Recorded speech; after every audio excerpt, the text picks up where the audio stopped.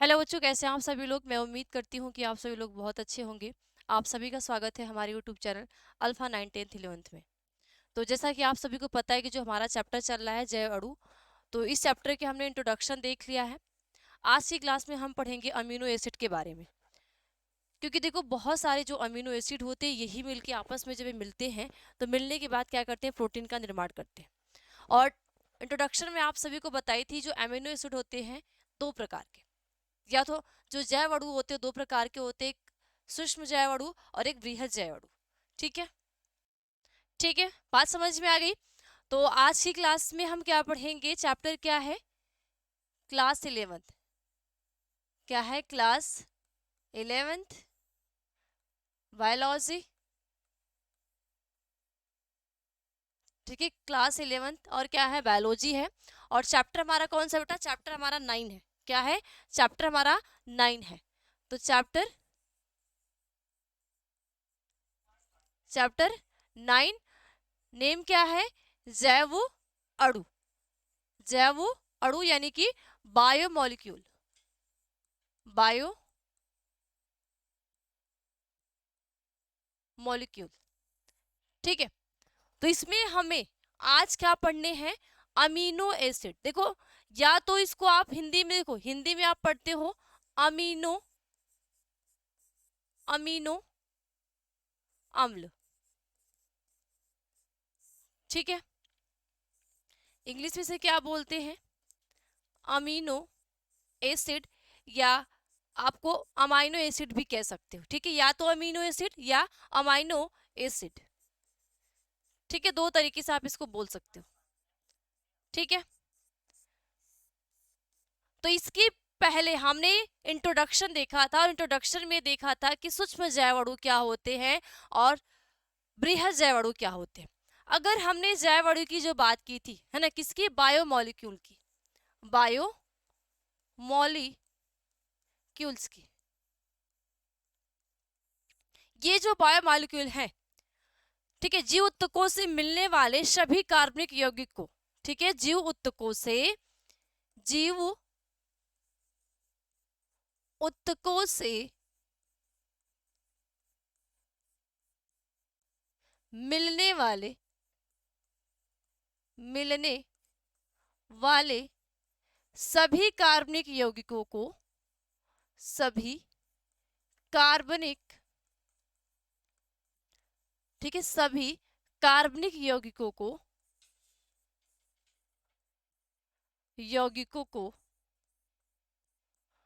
जैव अणु कहते हैं। क्या बोलते हैं भाई, जैव अणु कहते हैं।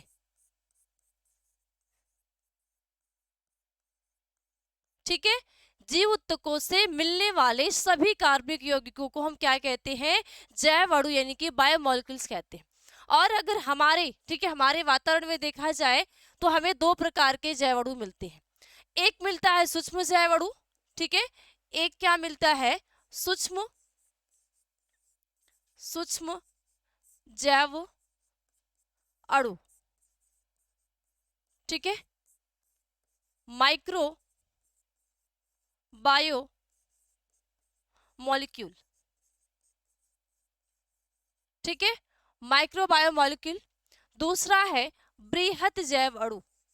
बृहत, देखो सूक्ष्म का मतलब क्या हो गया, छोटा, है ना। सूक्ष्म चीजें वे होती हैं जिसको हम अपने नग्न आंखों से नहीं देख सकते, उसको हमें देखने के लिए क्या चाहिए भाई, सूक्ष्मदर्शी चाहिए, है ना।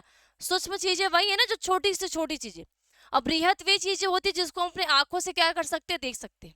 यानी कि जो हमने नग्न आंखों से देख ली उसमें हमें किसी भी सूक्ष्मदर्शी या माइक्रोस्कोप की जरूरत नहीं होती। ठीक है, तो दूसरा क्या है, बृहत जैव अणु। बृहत जैव अणु, इसको क्या बोलते हैं, मैक्रो। देखो थोड़ा सा बस अंतर होता है, सूक्ष्म को माइक्रो बोलेंगे, बृहत को मैक्रो कहते हैं।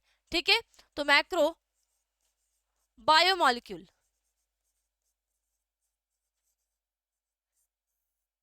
ठीक है, अगर हम सूक्ष्म जैव अणु की बात करें, ठीक है, जो सूक्ष्म जैव अणु की बात करते हैं, तो ये जो सूक्ष्म जैव अणु होते हैं इनके अंतर्गत आप क्या लिखोगे, एक अनुभार वाले सरल संरचनात्मक अणु है। क्या लिखोगे, एक कम अनुभार वाले भाई कौन, जो माइक्रो है, ठीक है। ए कम अनुभार वाले, जब सूक्ष्म है तो इसका भार भी क्या होगा, कम होगा। अब छोटा सा है तो इसकी जो संरचना भी स्ट्रक्चर भी होगा वो भी कॉम्प्लेक्स नहीं होगा, क्या होगा, सिंपल होगा। ठीक है, तो ये कम अनुभार वाले, अनुभार वाले सरल संरचनात्मक, सरल संरचनात्मक, संरचनात्मक अणु है।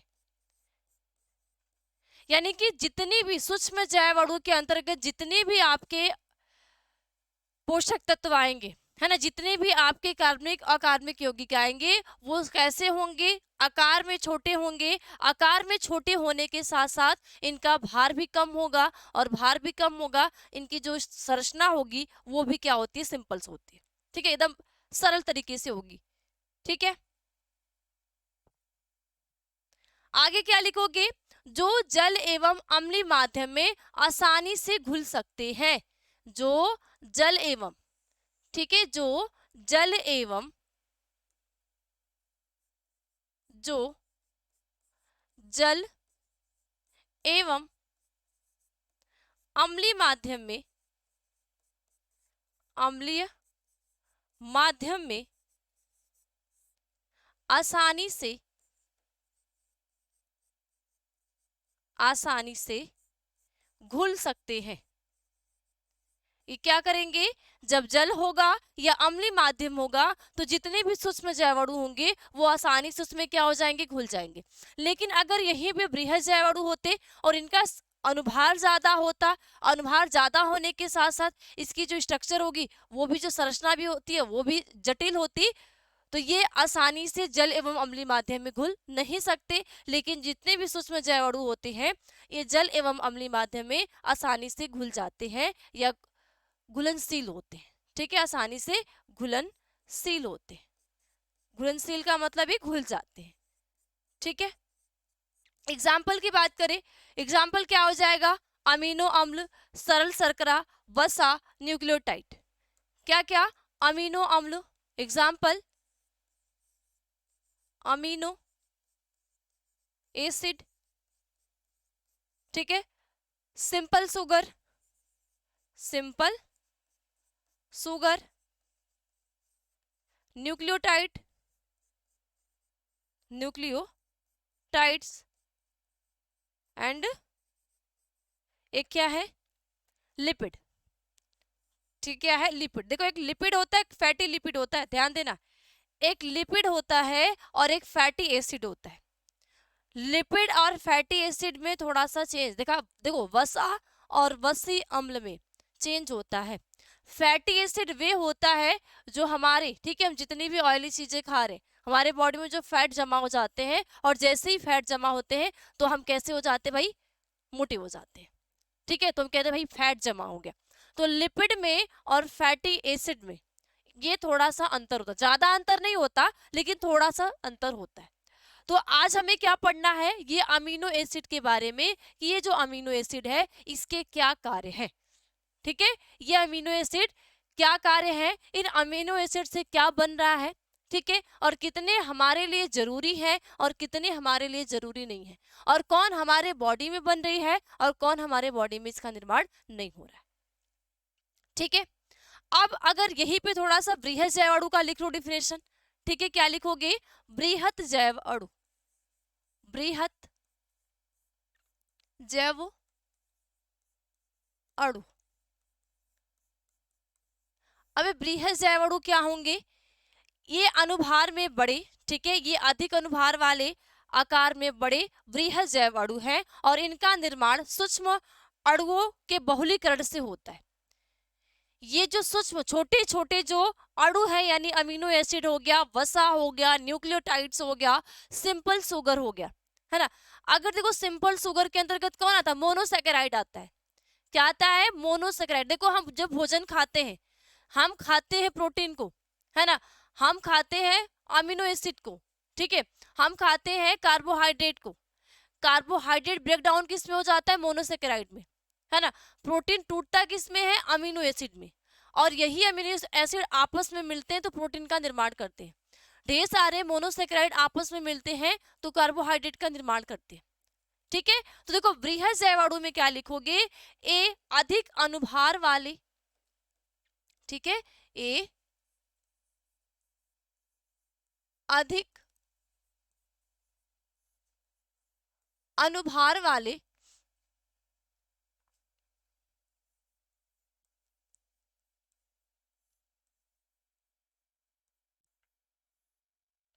ठीक है, ये अधिक अनुभार वाले बड़े आकार के,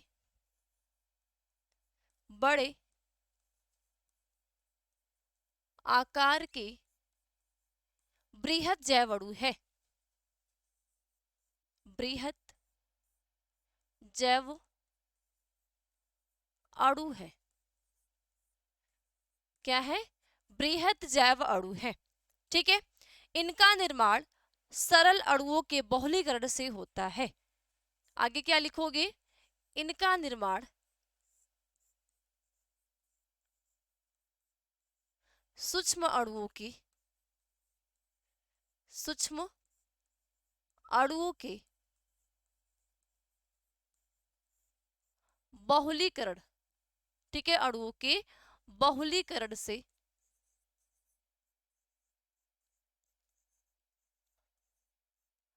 बहुलीकरण से होता है। किससे होगा भाई, बहुलीकरण से होता है।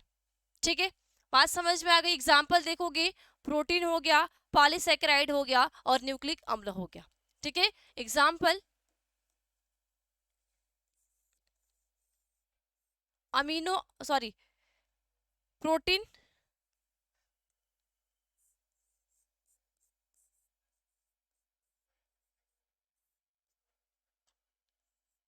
न्यूक्लिक अम्ल,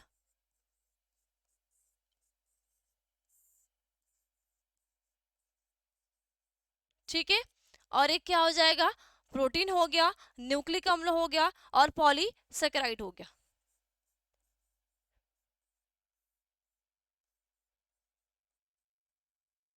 पॉलीसेकेराइड और कार्बोहाइड्रेट।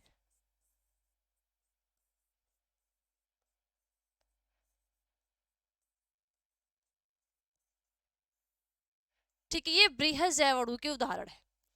तो सबसे पहले आज हम किसकी बात करेंगे, अमीनो एसिड की बात करेंगे। तो सभी बच्चे हेडिंग आप डालोगे अमीनो एसिड, अमीनो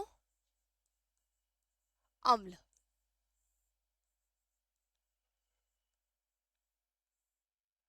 ठीक है, अमीनो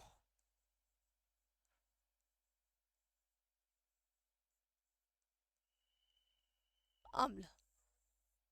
ठीक है, देखो अमीनो अम्ल की बात करें, ये जो अमीनो अम्ल है, ठीक है, ये जो अमीनो अम्ल होते हैं,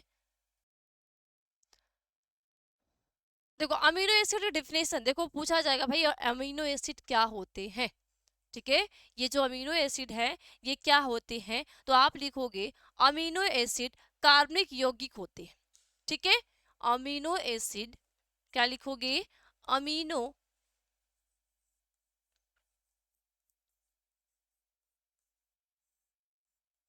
अम्ल कार्बनिक, कार्बनिक यौगिक होते हैं। क्या होते हैं, कार्बनिक यौगिक होते हैं जो, ठीक है, क्या होते हैं, कार्बनिक यौगिक होते हैं जो प्रोटीन बनाते हैं, जो क्या बनाएंगे, जो प्रोटीन बनाते हैं। ठीक है, क्या निर्माण करते हैं, जो प्रोटीन बनाते हैं। नाइट्रोजन, कार्बन, हाइड्रोजन और ऑक्सीजन जैसे तत्व अमीनो अम्ल में पाए जाते हैं। आगे क्या लिखोगे, नाइट्रोजन, नाइट्रोजन, हाइड्रोजन,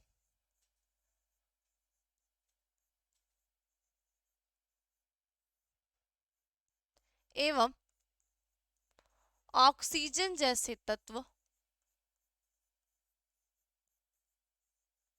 ऑक्सीजन जैसे तत्व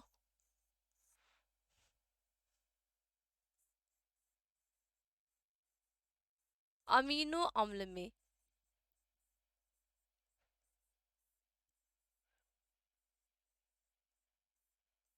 पाए जाते हैं।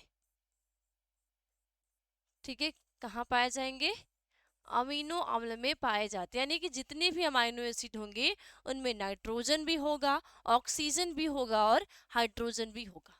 ठीक है, यानी नाइट्रोजन, हाइड्रोजन एवं ऑक्सीजन जैसे तत्व सभी का कहाँ पाए जाते हैं? कहाँ पाए जाएंगे भाई? किसमें उपस्थित होंगे? ये सारे जो तत्व होते हैं, सभी तत्वों की जो उपस्थिति होती है, ये अमीनो एसिड के अंतर्गत होती है। और कुल 20 अमीनो एसिड, हालांकि प्रकार जब देखोगे बहुत सारे अमीनो एसिड के प्रकार होते हैं, लेकिन कुल 20 अमीनो एसिड होते हैं, है ना, जो मेन हमें पढ़ने हैं। ऐसे प्रकार देखोगे तो बहुत सारे आपको अमीनो एसिड मिलेंगे, लेकिन लगभग लगभग आपको सिर्फ 20 के बारे में जानने हैं कि कौन से 20 अमीनो एसिड में से कितने हमारे लिए जरूरी है, कितने हमारे लिए जरूरी नहीं है। ठीक है, तो देखो आगे क्या लिखोगे? कुल कुल 20 अमीनो एसिड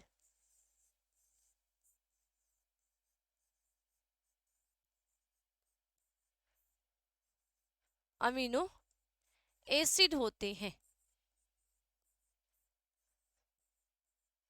ठीक है, बात समझ में आ गई?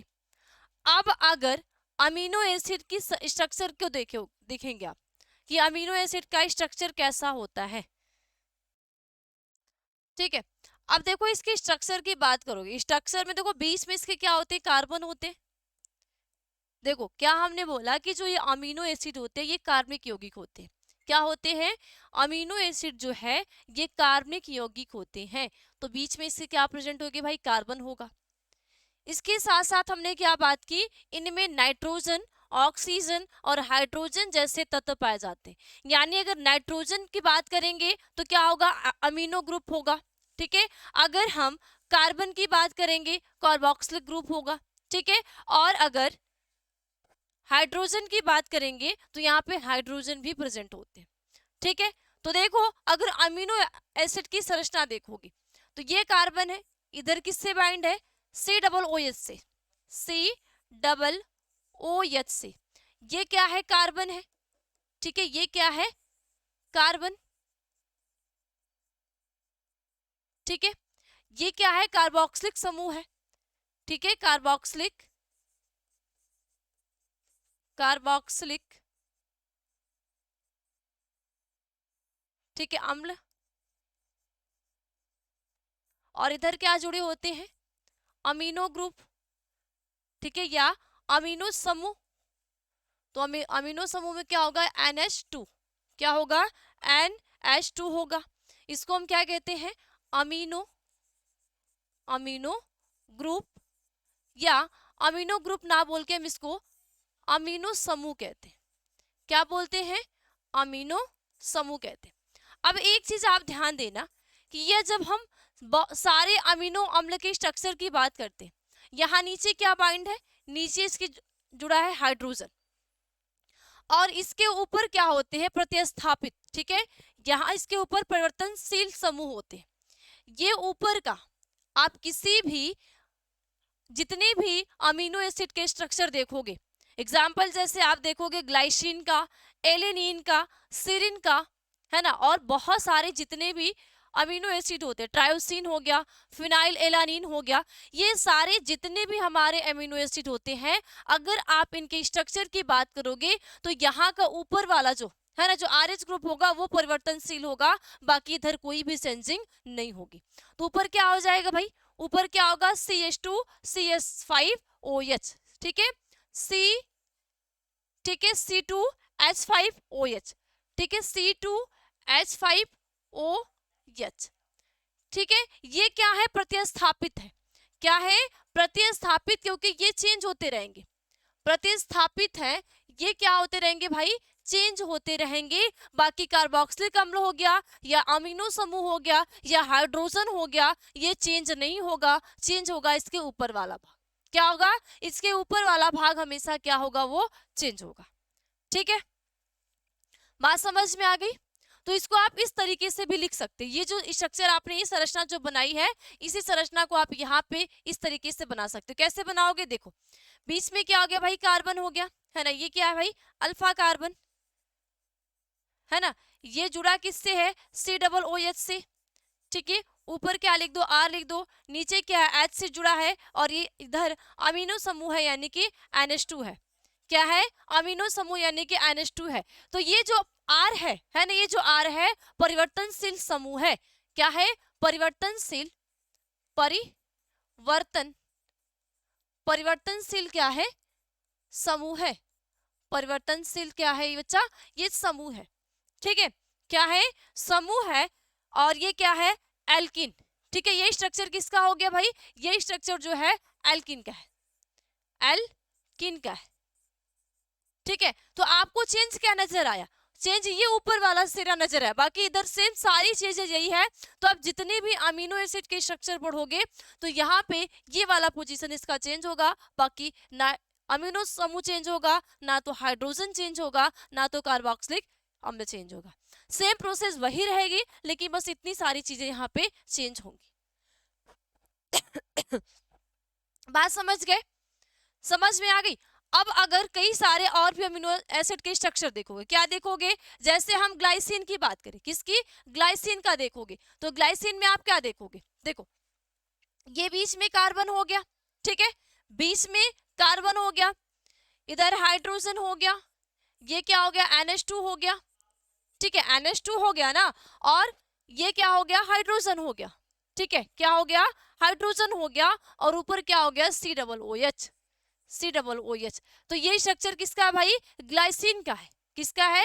Glycine, glycine. ये ग्लाइसिन क्या है? एक प्रकार की अमीनो एसिड है। क्या है? अमीनो एसिड है। इसी तरह सेरिन का देखेंगे, किसका देखेंगे भाई? सेरिन का देखेंगे। सेरिन में क्या देखेंगे? यहाँ पे COOH, ठीक है, नीचे कार्बन हो जाएगा, ठीक है, इसके बाद हाइड्रोजन हो जाएगा, है ना, यहाँ पे CH2 हो जाएगा, ये चेंज होगा, ठीक है, चेंज होगा, इधर NH2 हो जाएगा, है ना, NH2, और यहाँ पे क्या हो जाएगा? हाइड्रोजन हो जाएगा। तो यहाँ पे सारी चीजें सेम दिखी, ये भी है, ये भी है, ये भी है, इसमें भी सारी प्रोसेस सेम है, लेकिन नीचे क्या हो गया? चेंज हो गया। तो ये क्या हो गया भाई? ये जो हो गया, ये संरचना किसकी हुई? ये संरचना जो हो गई, ठीक है, यहाँ पे 2 नहीं रहेगा, यहाँ पे 3 रहेगा, ठीक है, CH3। तो ये जो संरचना हो गई, ये हो गई एलेनिन की। किसकी? एलेनिन की, एलेनिन की। ये एलेनिन क्या है? ये भी अमीनो एसिड है। क्या है? ये भी अमीनो एसिड है, एसिड है। ठीक है, बात समझ में आ गई? अब अगर यहीं पे हम किसकी स्ट्रक्चर देखें भाई? सेरिन की स्ट्रक्चर देखें। सेरिन भी तो क्या है? हमारा अमीनो एसिड है।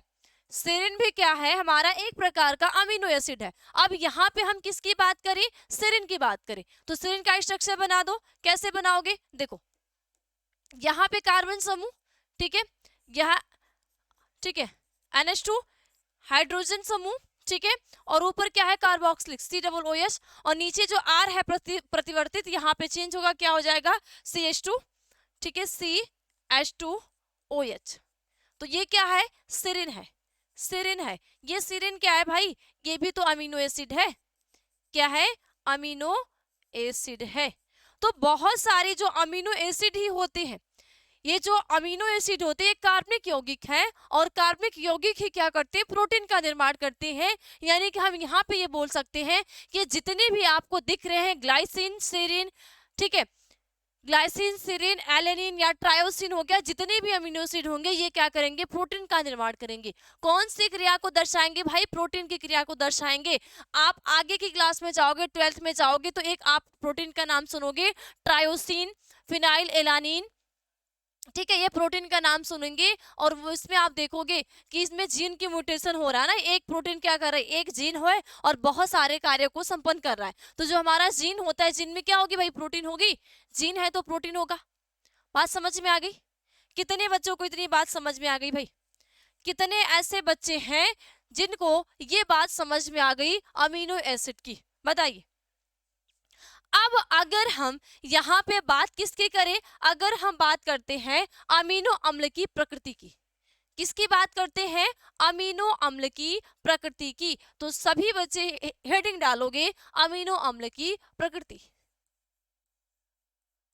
अमीनो अम्ल की प्रकृति, प्रकृति, नेचर ऑफ, ठीक है, nature of, nature of amino, amino acid, nature of amino acid. अगर हम अमीनो एसिड की नेचर की बात करें ना, प्रकृति, उसको हम कहते हैं गुणधर्म की, है ना, प्रकृति का मतलब हो जाता है बेटा गुणधर्म। तो अगर हम अमीनो एसिड के गुणधर्म की बात करते हैं कि ये जो अमीनो एसिड है इसका गुणधर्म क्या है, अमीनो एसिड के अगर आप गुणधर्म की बात करते हो तो ये अमीनो एसिड जो होते हैं अम्लीय अमीनो अम्ल, क्षारीय अमीनो अम्ल और उदासीन होते हैं। पहला क्या होगा, अम्लीय, पहला अम्लीय, अम्लीय अमीनो अम्ल, यानी कि एसिडिक, है ना, एसिडिक अमीनो एसिड, क्या बोल सकते हैं भाई, acidic, acidic amino, amino acid. अगर बच्चा हम अम्लीय अमीनो अम्ल की बात करेंगे, इसके अंदर आता है गुलाटामिक, है ना, गुलाटामिक एसिड, ठीक है, गुलाटामिक एसिड, क्या आता है, गुलाटामिक,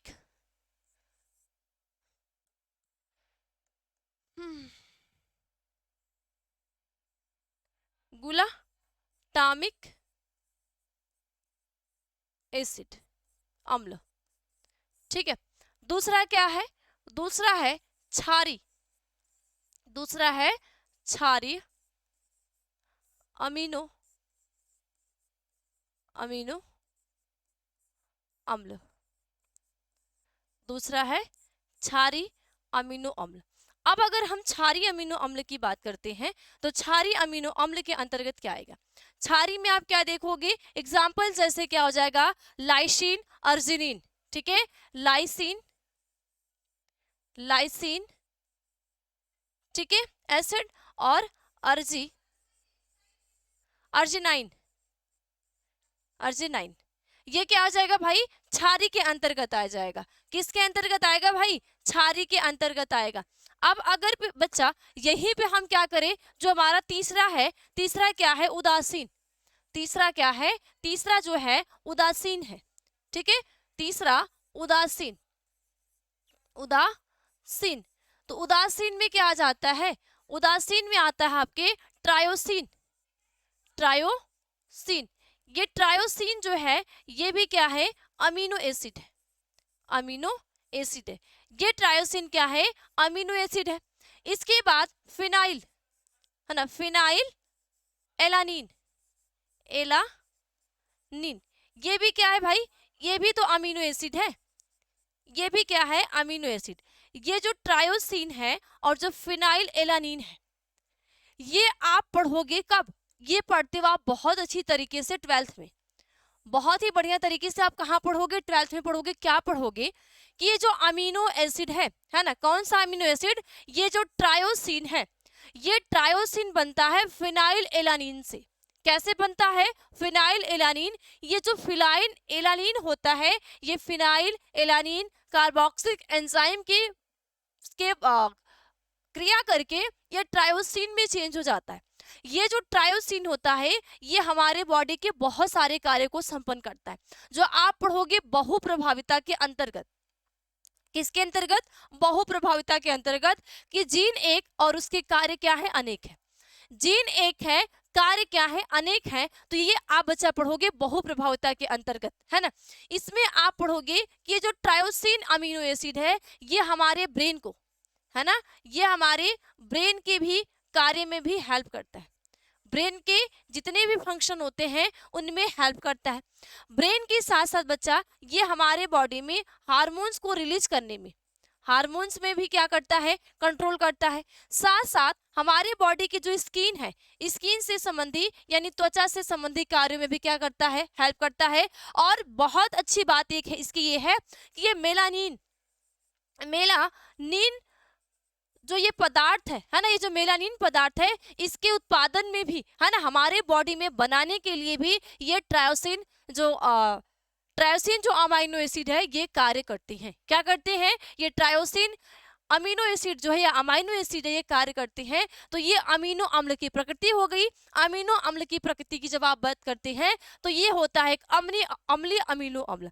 अम्लीय में क्या आता है, ग्लूटामिक एसिड है ना, क्षारीय अमीनो अम्ल इसमें आ जाएगा, लाइसिन आ जाएगा, अर्जिनिन हो जाएगा। उदासीन में क्या देखोगे, ट्रायोसिन हो जाएगा, है ना, ये भी। और फिनाइल एलानिन, यही जो फिनाइल एलानिन होगा किसके हेल्प से, फिनाइल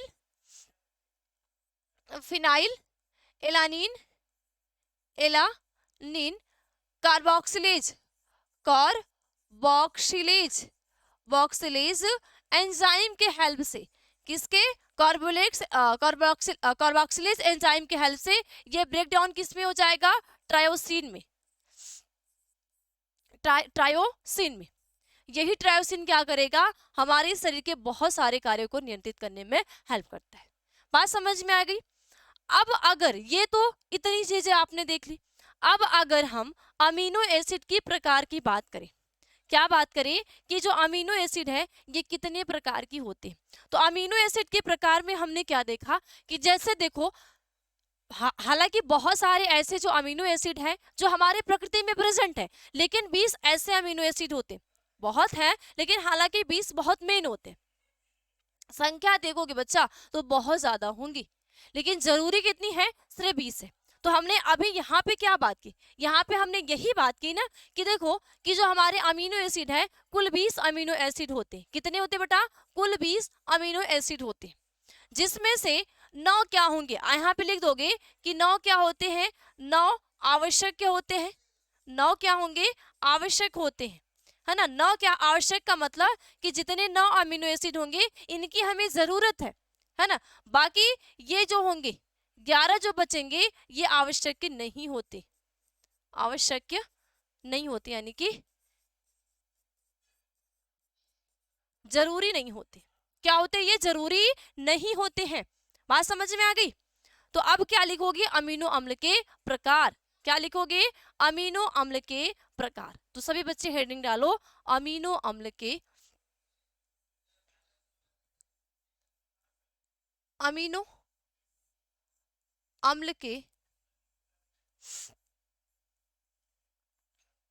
प्रकार। ठीक है, तो अब इस अमीनो अम्ल की ना टाइप्स आप,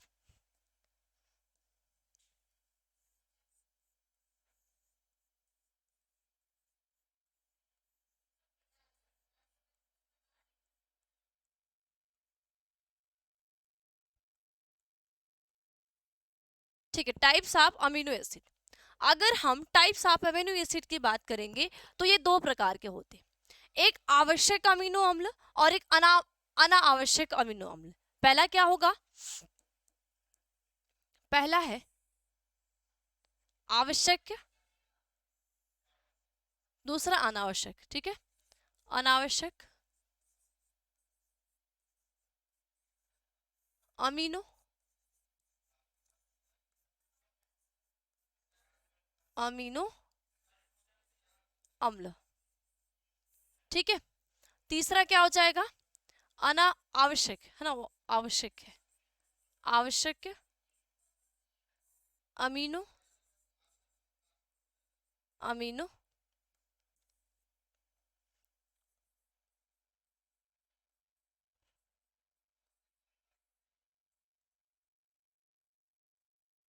अम्ल। ठीक है, अब आवश्यक की बात करें, इनके अंदर कितने आते हैं, 9 अमीनो अम्ल। कितने आएंगे, 9 अमीनो अम्ल प्रेजेंट है।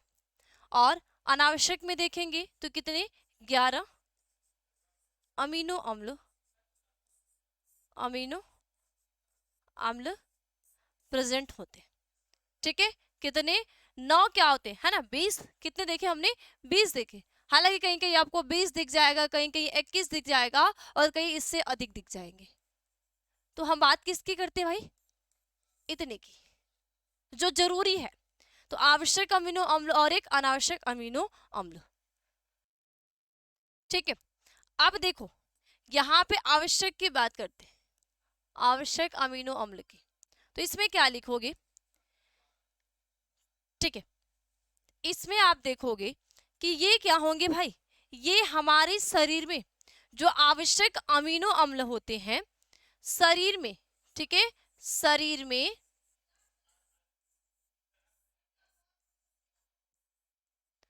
संश्लेषित,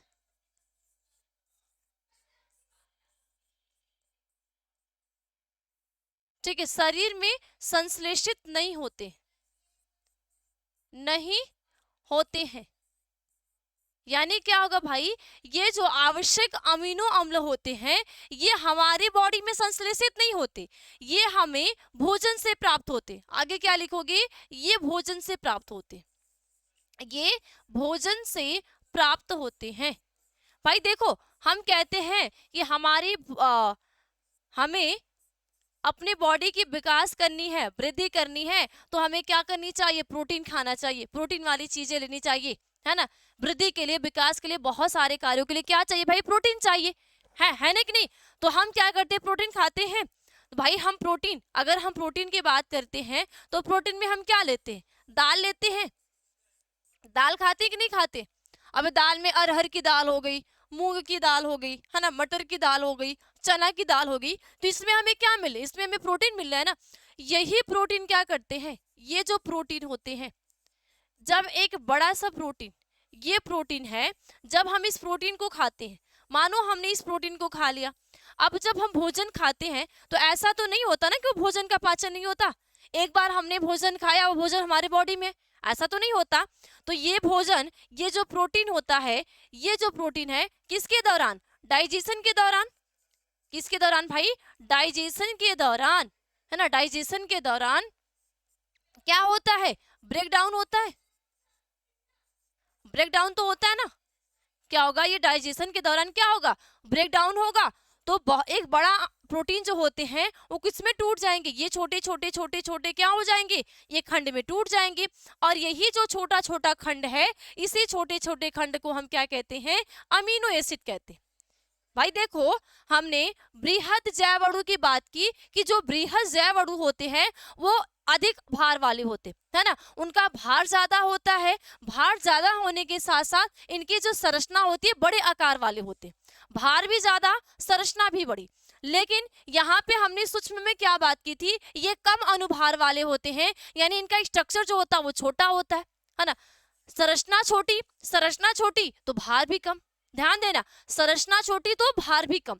तो ये जब हम प्रोटीन को खाते, जब हमने क्या किया, प्रोटीन खाया, यानी दाल को खा लिया, किसी भी दाल को हमने खा लिया, तो वो हम देखो पाचन में हम क्या कहते हैं कि जटिल कार्बनिक पदार्थों का, जटिल कार्बनिक पदार्थों का सरल कार्बनिक अणुओं में ब्रेक डाउन होना ही या सरल कार्बनिक पदार्थों में टूटना ही क्या कहलाता है, पाचन कहलाता है। तो मानो हमने भोजन के दौरान क्या खा लिया, प्रोटीन खा लिया। अब हम जब ने भोजन खाया, भोजन के दौरान हमने प्रोटीन खाया, तो जो भोजन हम खाए हैं उस भोजन का पाचन भी तो होगा, पाचन होगा तो ये टूट किस में जाएगा, अमीनो एसिड में। तो छोटे छोटे अमीनो एसिड मिलकर प्रोटीन बनाते हैं, और जब प्रोटीन ब्रेक डाउन होता है तो वो किस में चेंज हो जाता है, अमीनो एसिड में। बात समझ में आ गई। तो देखो जो आवश्यक, जो हमें जरूरी है, जो हमारे बॉडी के हेल्प, वृद्धि करेगी, है ना, विकास करेगी, वो हमारी बॉडी में संश्लेषित नहीं होती, वो हम भोजन के माध्यम से लेते हैं, है ना। भोजन के माध्यम से आप दाल खाते हो कि नहीं खाते हो, किसके लिए खाते हो भाई, अपने शरीर के वृद्धि के लिए, विकास के लिए।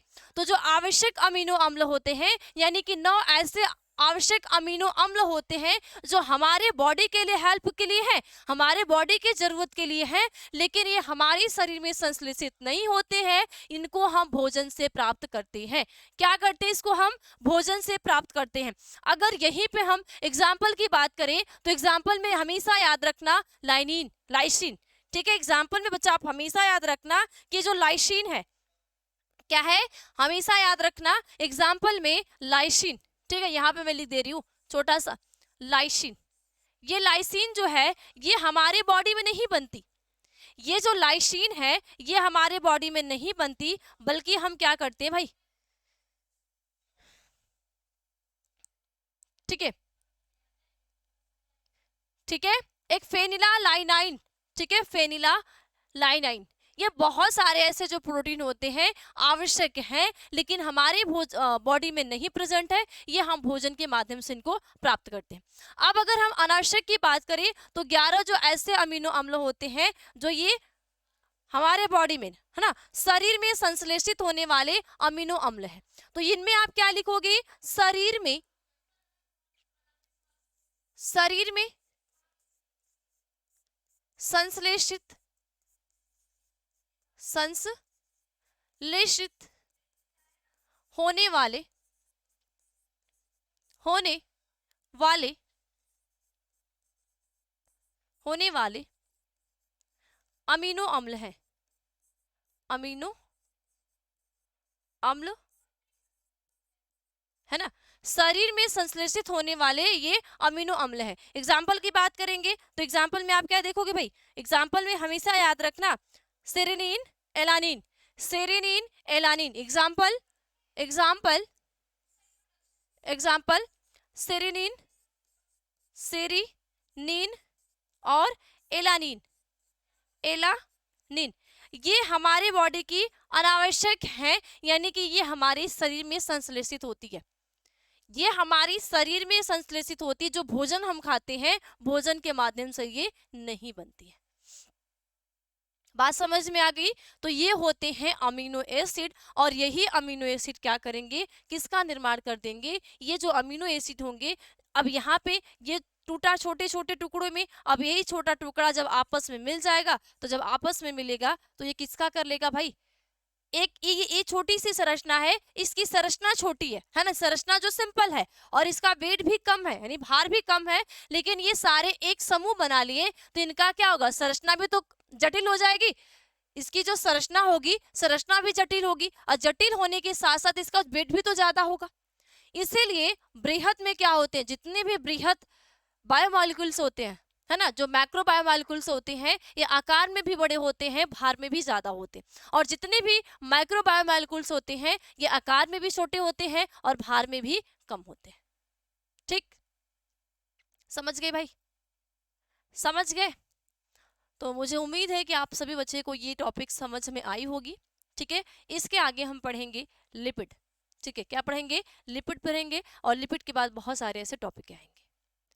ठीक है, तो एक एक जो टॉपिक है उसको क्लियर करते जाओ, क्योंकि ताकि जब मैं प्रोटीन आपको पढ़ाऊं तो समझिए, आप भूल ना पाओ कि प्रोटीन बना कैसे, जब प्रोटीन आपकी चले तो।